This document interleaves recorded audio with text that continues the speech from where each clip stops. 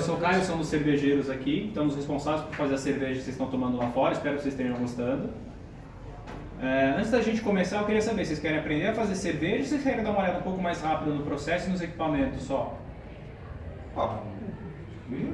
Aprender a fazer, cara. Tá incluso? Eu quero tomar, dá pra tomar? A diferença é uns 5 minutos, é uns 15 a 15 minutos uns, 20 minutos outro, mais dúvidas. Aí a parte de tempo de dúvidas eu já não me responsabilizo. Então vamos no completo, Completão, completo. Então beleza. Então a primeira coisa que vocês precisam saber é que fazer cerveja num ponto é que nem fazer bolo. O que vai diferenciar uma cerveja da outra não é o processo de fabricação, mas sim a receita que você está fabricando. Então, que nem o bolo. O que vai mudar um bolo do outro não é o processo, você vai bater tudo junto e depois vai assar, mas sim os ingredientes que você está misturando ali. Então, a mesma coisa para cerveja. As diferentes combinações de ingredientes é que fazem os diferentes sabores de cerveja, e não o processo. O processo é igual para todas. Legal. Ok? Dito isso, então, para a gente aprender a fazer cerveja, o que a gente precisa, na verdade, aprender é montar uma receita. E para montar uma receita, a gente precisa conhecer os nossos ingredientes. Vão ser 4 ingredientes básicos só para uma cerveja. O primeiro de todos e o mais fácil é a água. Acho que todo mundo aqui já viu água, já bebeu, já tomou banho, espero. Então acho que não tem nenhum mistério sobre o que é a água. Para que serve a água no processo de produção de cerveja? A água serve para você diluir as outras coisas. Então a água não tem cheiro, não tem gosto, não tem cor, então ela não vai dar nada disso para minha cerveja. Então, pelo amor de Deus, não me venham com chorumés, não me venham dizendo: ai, mas a cerveja de tal lugar, ela é feita com a água mais pura, do pico do degelo do Himalaia. Então aquela cerveja vai ser mais gostosa. Gogó, mentira, balela. A água não vai trazer grande diferença aí para a sua cerveja que você está produzindo. Afinal, como é que um negócio que não tem gosto, não tem cheiro, não tem cor, vai trazer qualquer coisa para a tua cerveja? Não vai, galera. Não adianta insistir. Não rola. Beleza? Beleza. A não ser que a água que o outro está usando, a outra fórmula, seja suja, né? Mas costuma ser bom usar um filtrinho, né? Deixar pelo menos limpa. A gente precisa de água limpa para fazer cerveja, senão a gente vai trazer algum contaminante que a gente não quer. Certo. Então, vamos lá. Próximo ingrediente, então, malte. Malte, ao contrário do que muita gente pensa, a gente não planta nem colhe. O malte tem que ser produzido por uma outra empresa, que é a maltaria. O que é o malte, então? É qualquer cereal que passe pelo processo de malteação. Que é o quê? Você vai pegar o seu cereal alvo, então pode ser arroz, feijão, centeio, cevada, milho, trigo, lentilha, grão de bico. Você pode maltear qualquer cereal, porque é um processo. Então você pode fazer com qualquer um deles. Então o que você vai fazer? Você vai germinar esse grão para que ele produza enzimas que vão permitir a quebra do amido de dentro dele. Só que a gente quer esse amido para fazer cerveja. Então assim que ele começa a germinação e que ele tem essas enzimas, a gente aborta esse grão para ele não consumir esse amido e a gente poder usar ele para fazer cerveja. E é esse processo de germinação e aborto que a gente chama de malteação. Uma vez o cereal malteado, a gente vai secar ele para ajudar na conservação. E durante a secagem também a gente pode ou não fazer a torra desse grão. Então quanto mais torrado o grão for, mais escuro ele vai deixar a minha cerveja. O que não quer dizer que ela vai ficar mais encorpada, o que não quer dizer que ela vai ficar mais alcoólica, o que não quer dizer que ela vai ficar mais amarga. Então de agora em diante, gente, também, pelo amor de Deus, não vem me falar: ah, eu não gosto de tomar cerveja vermelha porque é amarga, porque é muito alcoólica, porque é qualquer coisa. Você me disser: ah, eu não gosto de tomar cerveja vermelha porque eu odeio vermelho. Beleza. O PT me fez odiar cerveja vermelha porque é vermelha. Aceito. Mas não vem me dizer que é porque é amarga, porque é encorpada ou qualquer outra coisa. Ok? Beleza. Então, dos grãos, que mais a gente pode falar? Então, diferentes grãos vão trazer sabores e aromas diferentes para a minha cerveja. E as diferentes torras de cada um desses grãos também vão trazer sabores e aromas diferentes de cada uma dessas torras. E cores diferentes também, do menos torrado para o mais torrado, vai modificar a cor da minha cerveja. Além disso, diferentes grãos eles vão ter proporções diferentes de carboidrato, proteína e gordura. Isso também vai trazer algumas modificações para o corpo ou para a espuma da minha cerveja, de acordo com o tipo de grão que eu estou utilizando. Ok? Próximo ingrediente, então, lúpulo. Lúpulo ele é uma planta da família das trepadeiras, parente da maconha, e é ele que vai ser o responsável por trazer o amargor para a minha cerveja.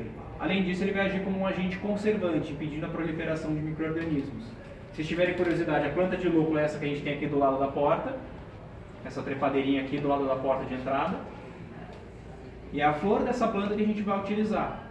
Então a flor dessa planta ela vai ter no pólen dela uma substância amarga, e além disso, por se tratar de pólen, por se tratar de uma flor, elas são ricas em óleos essenciais. E aí, de acordo com o tipo de lúpulo que eu estou utilizando, eu também tenho sabores e aromas diferentes que eu posso agregar para a minha receita. Então, eu tenho lúpulos que são cítricos, que são frutados, herbais, terrosos, amadeirados, resinosos, menta, melão, frutas vermelhas, frutas amarelas e vai embora. Tem uma infinidade de sabores que a gente consegue pelos lúpulos aí também. E por último a gente vai ter o fermento, que é um micro-organismo, é um fungo unicelular, que a gente chama de levedura, que vai ter como função transformar os açúcares do mosto cervejeiro em álcool que a gente quer beber para ficar chapado, gás para fazer aquelas bolinhas legais, e também, de acordo com o tipo de fermento que a gente está utilizando, os sabores e aromas vão ser produzidos de acordo com a cepa que a gente utiliza. Então tem fermentos que são bem neutros, outros são pouco frutados, muito frutados, que é aquele que você fala, isso aqui parece alguma fruta, mas eu não sei que fruta que é. Então isso é o que a gente chama de frutado. E por fim, a gente tem também alguns fermentos que produzem sabores e aromas bem específicos. Vocês já tomaram bastante cerveja de trigo? Sim. Já viram que a maioria delas tem um sabor bem característico, que lembra um pouquinho banana, cravo, às vezes até um pouquinho de chiclete? Não é do trigo. Quem traz esse sabor característico para as vais é o fermento que você utiliza. Então você até consegue fazer uma vais sem trigo na sua receita, mas você nunca vai ter aquele perfil de sabor sem utilizar o tipo adequado de fermento. Por fim, então, conhecendo os 4 ingredientes, a gente vai imaginar uma cerveja, que tipo de cerveja a gente quer criar, e vai começar a selecionar os ingredientes para compor aquela receita. Então, quer ela mais escura? Vamos colocar malte torrado. Eu quero uma espuma bem cremosa, então vou colocar um pouquinho de trigo, porque a proteína do trigo deixa a espuma um pouco mais cremosa. Eu quero que a minha cerveja fique bem alcoólica, então vou colocar um monte de malte nela, para ter bastante amido, para converter em açúcar e ter bastante álcool depois para o meu fermento fazer. E por assim vai. Então, primeiro você define qual é a cerveja que você vai fazer e depois você começa a fabricação. Uma vez feita a receita, uma vez definida qual que é que a gente vai executar, eu vou triturar os maltes, que é o que a gente tinha ali em cima. Se vocês quiserem abrir os sacos para darem uma olhada ali em cima depois, se vocês quiserem subir também para olhar as panelas, podem ficar à vontade. Então a gente vai moer os maltes para facilitar a extração de amido, vai trazer aquilo para a sala de braçagem e a gente vai começar a executar a etapa quente da produção, que é a braçagem. Então como é que isso funciona? Pego a água quente daquela última panela lá no fundo da sala, bombeio para essa primeira daqui, tempero ela com água fria para ficar na faixa aí dos 60, 70 graus, e aí eu vou despejar o malte aqui dentro. Por quê? É nessa faixa de temperatura que eu vou ativar as enzimas da malteação para elas quebrarem o amido que tem dentro dos grãos. E aí, de acordo com a temperatura que eu estou utilizando, eu vou definir o corpo da minha cerveja. Então, se eu cozinhar mais perto de 60, eu vou quebrar mais o amido, vou formar mais açúcares pequenos que o fermento depois vai comer e vai transformar em álcool. Então, minha cerveja vai ficar mais seca, menos encorpada e mais alcoólica. Conforme eu aumento a minha temperatura de cozimento e vou chegando mais perto dos 70 graus, eu vou formando cada vez mais açúcares grandes, açúcares complexos. Esses açúcares, por conta do tamanho da molécula, o fermento não vai conseguir comer. Então o que vai acontecer? Eles vão ficar na minha cerveja no final, que a gente chama de açúcares residuais. Esses açúcares residuais que dão aquela sensação de peso e de corpo para a cerveja depois quando você está tomando. Então o que vai acontecer? Ela vai ficar mais adocicada, mais encorpada e menos alcoólica. Afinal de contas, parte daquele amido não vai ser um açúcar simples, vai virar um açúcar complexo que vai ficar retido ali no final e vai deixar de ser transformado em álcool. Se eu quero uma receita encorpada e alcoólica, a gente aumenta a quantidade de malte na receita para compensar esse açúcar que vai ficar residual ali no final, para eu ter mais açúcar simples no total. É aquele fundo da vais? E o fundo da vais é o fermento. Então o fermento que fica ali a gente ressuspende para dar um pouquinho mais de sabor do fermento. Beleza? Então terminamos o cozimento aqui, que vai levar uma hora e meia, 2 horas mais ou menos para acontecer. Terminei de cozinhar, vou passar toda essa sopa de malte que está aqui agora para aquela panela do meio. Aquela panela do meio que vocês vão ver por cima, ela vai ter um gradeado no fundo, que é um fundo falso, que vai servir para a gente separar o bagaço do líquido. Com isso a gente vai utilizar então o próprio bagaço, os próprios grãos, como elemento filtrante, para deixar esse líquido agora cristalino. Como? Eu vou puxar ele pela parte de baixo da panela, vou jogar de volta em cima do que a gente chama de cama de grãos, que é aquela camada de bagaço que já está bem comprimida, e ele vai ficar ali recirculando por um tempo. Conforme o líquido vai recirculando através dos grãos, o bagaço, mas principalmente as cascas do malte que a gente tenta preservar durante a moagem, vão começar a absorver as farinhas, as poeiras e outras partículas que tem ali dentro, de forma que esse líquido vai ficar cristalino. Uma vez clarificado, a gente vai mandar de volta só o líquido para a primeira panela, o bagaço vai ficar preso ali. Vou jogar água quente em cima desse bagaço para lavar ele, tirar os açúcares que ficaram ali presos. E vou juntar aqui nessa primeira panela mais ou menos uns 1.100 litros.